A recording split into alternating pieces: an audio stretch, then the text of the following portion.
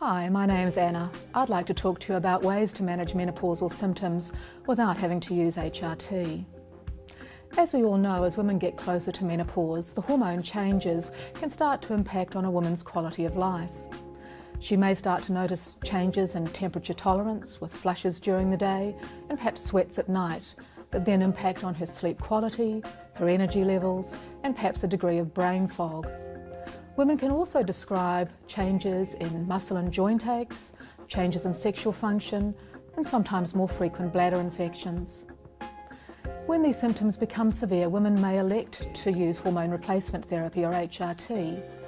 But for some women, that's not an option they want to take or perhaps are able to take. For instance, if they've had breast cancer, HRT may not be the best option to manage those menopausal symptoms. So what other options do we have? So the first line for those with very mild symptoms might be to consider lifestyle changes, such as wearing layers of clothes, so if the flushes become bad you can start to peel those layers off.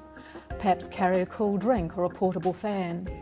And for many women there are clear foods or drinks that can trigger their symptoms, so avoiding hot spicy foods, alcohol or caffeine containing beverages can be helpful. So the next option beyond those lifestyle changes might be that you could consider complementary or alternative therapies, because as you know they can be accessed directly from the pharmacy or the health food shop, so access is easy. There are lots of popular products and these include things like soy and other plant-based estrogens, wild yam cream, progesterone cream, black cohosh and dong quai. I think when you take these you have to be really careful just to make sure that you've looked at the evidence, because often the evidence that these products work is not there and we can't be sure about their safety. I think particularly, in the situation if you've had breast cancer, it's really important that you avoid soy-based products because we really can't be sure that they're safe. St John's wort is an example of a product that does help to lift mood, and it's often used around the world for mild depression. But if you elect to take that, please let your family doctor know, as it can interact with a whole variety of very important prescription medicines that they may wish to use. There's also a study that's been done with vitamin E, and this is a useful thing to consider if you have very mild symptoms.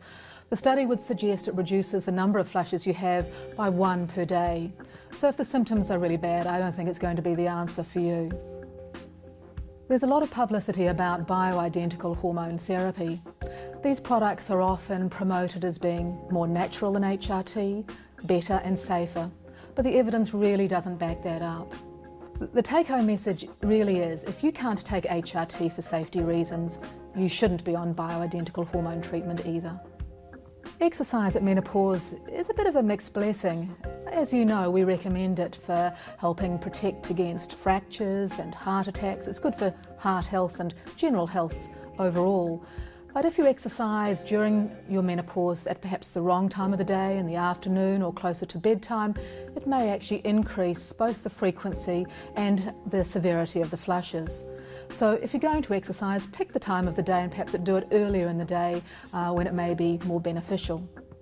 We certainly know that women who carry extra weight are more likely to have bad flushes, so that's where exercise is really helpful to help them drop that extra weight. So what other options have we got beyond what we've already talked about? Well, the evidence with yoga is a bit mixed, but there's been a recent review of all the research done with acupuncture, and this suggests that perhaps for some women this is a useful way to go. There's also evidence backing up the use of hypnosis, what we call cognitive behavioural therapy, and mindfulness-based stress reduction. These are all things that teach women techniques to cope with the flushes and sweats a little more easily. There's a wide range of publicity available on the internet and in the media about options you have to manage menopausal symptoms. If you do go down the path of using alternative, complementary or traditional medicines, then please seek out a skilled practitioner who's well qualified in that area. Some hot tips would be to avoid buying things directly over the internet because we can't guarantee their safety. Seek advice from reputable medical websites or from menopause societies, and talk to your family doctor or specialist because they know you and your health and can guide you to make the right decisions.